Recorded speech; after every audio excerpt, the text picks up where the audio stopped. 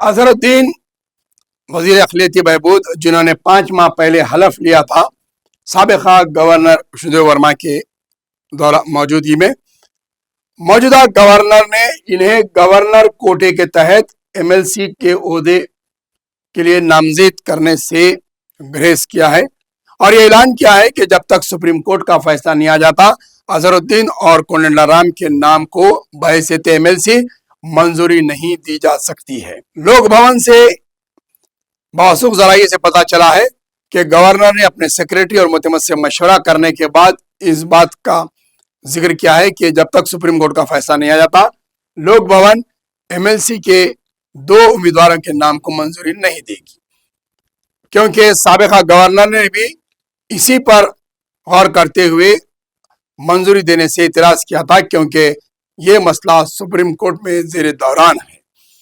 साबिका MLC का जो ओहदा दिया गया था जनाब आमिर अली खां और कोदंडराम को, ये दोनों ने के मसले को लेकर सुप्रीम कोर्ट में दरख्वास्त दाखिल की गई थी, जिस पर फैसला बाकी है।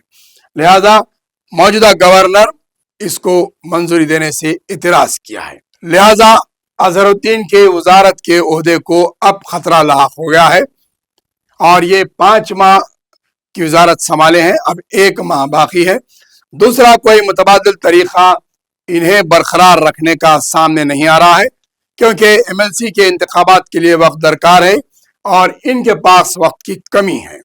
लिहाजा हुकूमत मुतबादिल तरीके ढूंढने की कोशिश कर रही है, लेकिन साबिका का रिकॉर्ड और क़वानीन के दायरे में देखें तो इस बात की कहीं भी कोई उम्मीद नज़र नहीं आ रही है कि अजहरुद्दीन ओहदे पर बरकरार रह पाएंगे।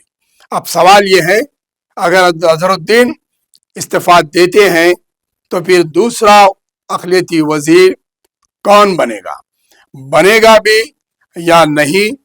फिर वजीर आला अपने पास ही अक़लियती ओहदा रखेंगे या फिर किसी वजीर को जिम्मेदारी देंगे?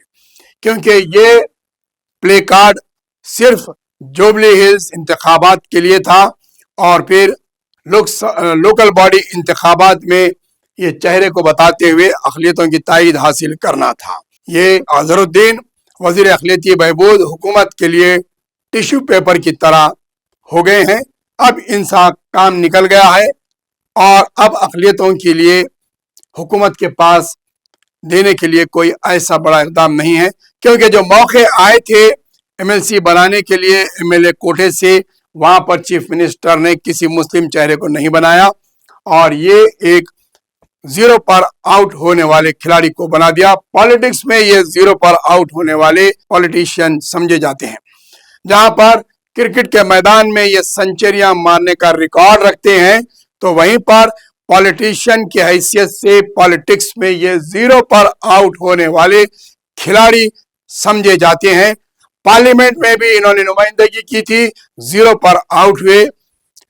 एमएलए के इलेक्शन में भी ये आउट हो गए और अब मिनिस्ट्री के ओहदे में भी ये बुरी तरीके से नाकाम चल रहे हैं और अब बुरी तरह क्लीन बोर्ड होने वाले हैं।